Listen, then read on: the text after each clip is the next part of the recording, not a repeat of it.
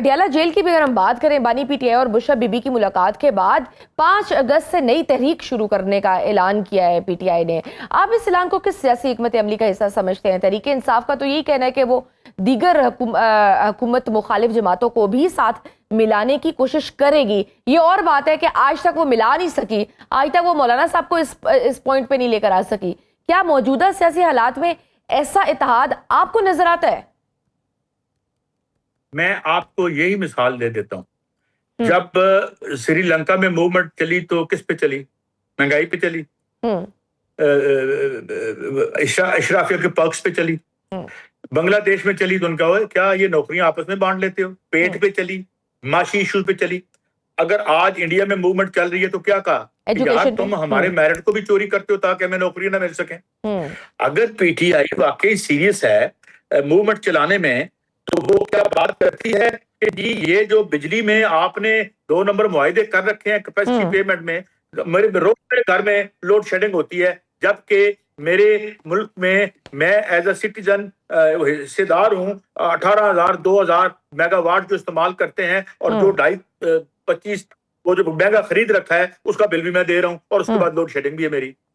آج تک آئے وہ کہے کہ آئین پاکستان کی آرٹیکل 38 کے تحت مکان انسان کا حق ہے، علاج انسان کا حق ہے. انسان یہ لکھا ہوا آئین میں، اور انسان اگر انفرم ہو جائے، بوڑھا ہو جائے، بیمار ہو جائے تو ریاست اس کی ٹیک کیئر کرے گی. لیجئے آج سے پی ٹی آئی اعلان کرتی ہے کہ ہم یہ تمام چیزیں آپ کو دیں گے. پھر اس کے لیے نظام بدلنا پڑے گا، پھر آپ کو ان کی جو یہ ناجائز قبضے ختم کرنے پڑیں گے، تو پھر موومنٹ بن جائے گی. اگر موومنٹ صرف اس میں بنانی ہے کہ یار فلانا بندہ رہا کر دو، پھر بن گئی. ٹھیک. اور سر ابھی جو ہم دیکھ رہے ہیں ایک اور بحران کہ حکومت کی جانب سے پیٹرولیم مصنوعات کی قیمتوں میں ڈیلی بیسس پر اضافہ کرنے کی تجویز پر ہم دیکھ رہے ہیں کہ پیٹرول پمپ مالکان نے اعتراض کیا ہے اور اب وہ احتجاج بھی کر رہے ہیں. وہ کہہ رہے ہیں کہ روزانہ کی قیمتوں کے نظام سے ان کا کاروبار کو نقصان ہوگا. سر اگر ملک بھر میں پیٹرول پمپ بند ہوتے ہیں تو اس کے عام شہری اوبویسلی اس کے ٹرانسپورٹ صنعت روزمرہ زندگی پر بھی اس کے اثرات پڑتے ہیں. جماعت اسلامی کی جانب سے بھی پیٹرولیم پالیسی پر احتجاج کا اعلان کیا گیا ہے.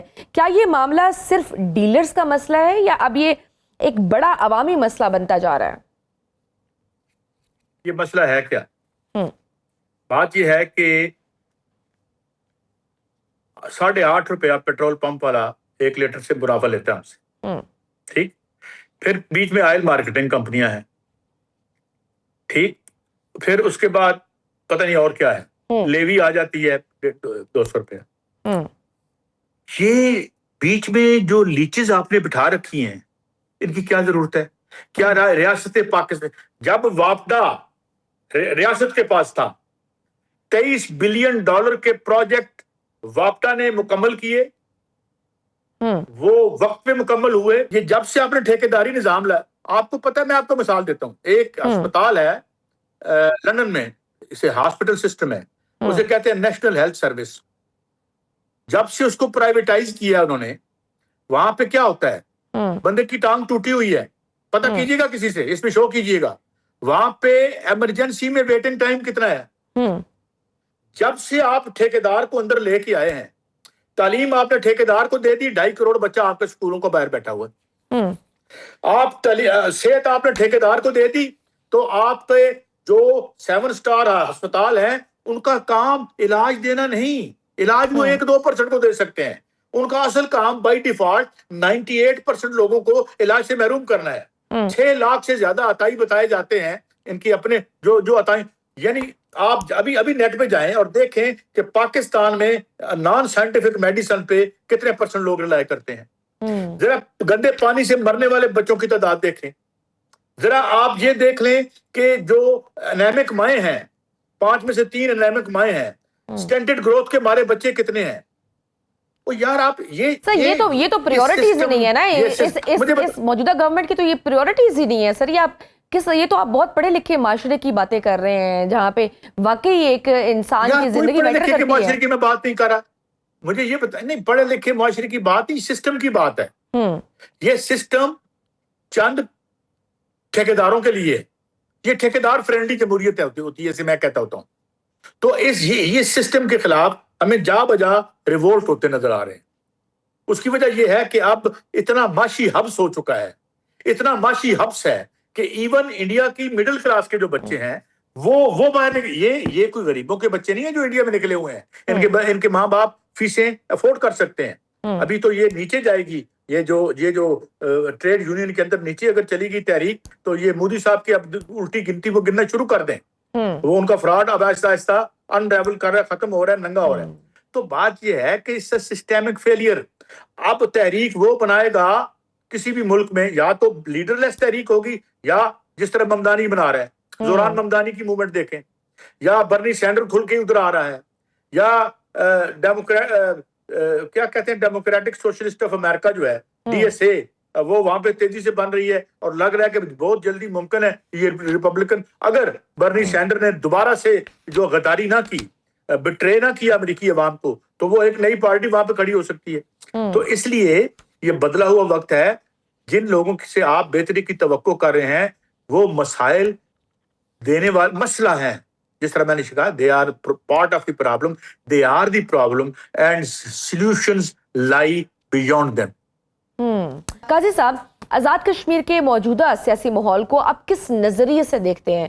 کل تو مسلم لیگ کے قائد نواز شریف جو پاکستان کے چوتھے وزیر اعظم بننا چاہتے تھے، اب ان کی خواہش آزاد کشمیر کا وزیر اعظم بننے کی ہے۔ آپ اس بیان کو کیسے دیکھتے ہیں؟ اوور آل جو ماحول وہاں پر ہے اس پر آپ اپنی کیا رائے دیں گے؟ دیکھ، میں کوئی کانسٹیٹیوشن کا ماہر تو نہیں ہوں، لیکن جو کشمیر کا ریزیڈنٹ ہو تو وہ ایک کشمیر کا خاص سٹیٹس ہے، یا تو پھر آئین میں ایک ترمیم کر دیں 28ویں کہ جناب جو ہے وہ شریف فیملی وہاں بھی وزیر اعظم بن سکتی ہے۔ اگر ہم اللہ کے فضل سے کوئی الیکشن کے بھی محتاج نہیں رہے پاور میں آنے کے لیے، تو لگے یا تو یہ بھی کر لیں۔ تو باقی تو کچھ نہیں تھا، متضاد خبریں آ رہی ہیں، کشمیر میں جو انریسٹ ہے وہ آپ کے سامنے ہے، جس عاقبت نا اندیشی سے اسے ہینڈل کیا گیا اور کیا جا رہا ہے وہ آپ کے سامنے ہے، اور ایک غلط فہمی میں ہم یہ مبتلا ہیں کہ ہم اوپر سے جو ایک کنٹرول کر کے یا کچھ کر کے ہم چیزیں چلا لیں گے، تو خطے میں جو تبدیلیاں آپ کے سامنے آ رہی ہیں ان کو دیکھ کے کوئی تھوڑا بہت سبق اگر ہم حاصل کر سکتے ہیں تو میرے خیال ہے اٹس ویری ہائی ٹائم کہ یہ اس طرح، کیونکہ اب دیکھیں یہ ایک ایسے عہد میں ہم نے قدم رکھا ہے جہاں میں تقریباً بہت سے جگہوں پر جو اشرافیہ ہے اسے احساس ہو گیا ہوگا کہ جس طرح سے معاملات چل رہے تھے چل نہیں سکتے، زمین بدل گئی ہے۔ ابھی آپ انڈیا میں دیکھیں کیا ہو رہا ہے، انڈیا میں کمپرومائز ہوا ان کا الیکشن کمیشن، سپریم کورٹ کے چیف جسٹس نے اتنی غیر ذمہ دارانہ سٹیٹمنٹ دی کہ آج مودی صاحب کے ہاتھ پاؤں پھولے ہوئے ہیں، اور یہ اس موومنٹ میں اب کسان بھی آ رہے ہیں، اور اگر تو ٹریڈ یونین آ گئی جس کی ممبرشپ 30 کروڑ کے قریب ہے، تو یہ ایک بڑی فرمنٹیشن کا دور ہے۔ تو اس کو نا اب جو روایتی ہمارے ہینڈ پکڈ سیاستدان ہوتے تھے معاملات کو چلانے کے لیے، وہ زمانہ لد رہا ہے اور تیزی سے جا رہا ہے۔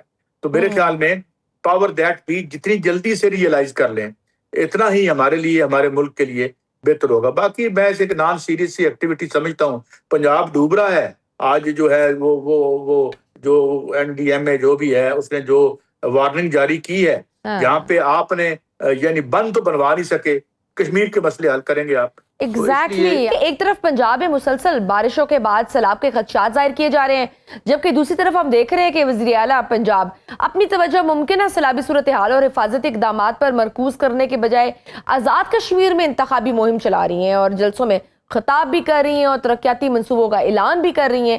یہ سیاسی ترجیحات کا درست تعین ہے؟ دیکھیں، بیسیکلی پاکستان کی رولنگ اشرافیہ اور پاکستان کے عوام دو پیرلل یونیورس میں رہتے ہیں۔ دوسری بات یہ ہے کہ یہ جو آج لوگ انہیں اندازہ ہو گیا ہے کہ اقتدار کے لیے یہ عوام کے محتاج نہیں ہے، اور جب یہ اور خود ڈیموکریسی اپنی ڈائنگ ککس، ڈیموکریسی جو ٹریڈیشنل سینس میں سرمایہ دارانہ ڈیموکریسی تھی، یہ ڈائنگ ککس لے رہی ہے اور پوری دنیا میں ہے۔ ایون ٹرمپ تیزی سے ایک فاشسٹ لیڈر کے طور پہ، لیڈر تو خیر کیا، ایک سرمایہ دار کے طور پہ ابھر رہا ہے جو جس کا حکومت پر قبضہ ہے. تو اس لیے یہ پیرالل. اور پھر دوسرا ان کو ایک غلط فہمی اور بھی ہے. ان کو ایک غلط فہمی یہ ہے کہ پبلک ری ایکشن نہیں آئے گا. یہ سب سے بڑا فکری مغالطہ ہے. اور یہ زیادہ تر ہمارے لیفٹ کے لوگوں میں تھا جو آج انڈیا میں ہم دیکھ رہے ہیں. تو یہ کہتے تھے ختم ہو گئی یہ تحریک, بندے مر گئے نہیں اٹھتے نہیں ہے کوئی, وہ ہوا فلانا صوبہ غیرت مند ہے, فلانا صوبہ غیرت مند نہیں ہے. اس طرح کی ایک گھسی پٹی جو دلیلیں تھیں, ان دلیلوں کی وفات اور سانحہ ارتحال کا وقت آ گیا ہے. تو ہم دیکھ رہے ہیں کہ گلی اور سٹریٹ جاگ رہی ہے. پوری دنیا میں ہم دیکھ رہے ہیں کہ لوگ جو ہیں اپنے رائٹس کے لیے وہ اٹھ رہے ہیں. تو لیکن یہ اشرافیہ ایک اپنے ایک لگژری کے ببل میں رہتی ہے, جہاں پہ انہیں پتہ نہیں بھوک کیا ہوتی ہے, جہاں انہیں یہ پتہ نہیں کہ ٹریٹیبل ڈیزیز سے جب بندہ مرتا ہے تو اس کے لوائقین کا کیا حال ہوتا ہے. اس تمام مزری سے وہ دور بیٹھے کسی اور دنیا میں ہیں, اور وہ جو ہے میں چوتھی دفعہ وزیر اعظم بنوں گا, کون بنے گا کروڑ پتی, کون بنے گا وزیر اعظم.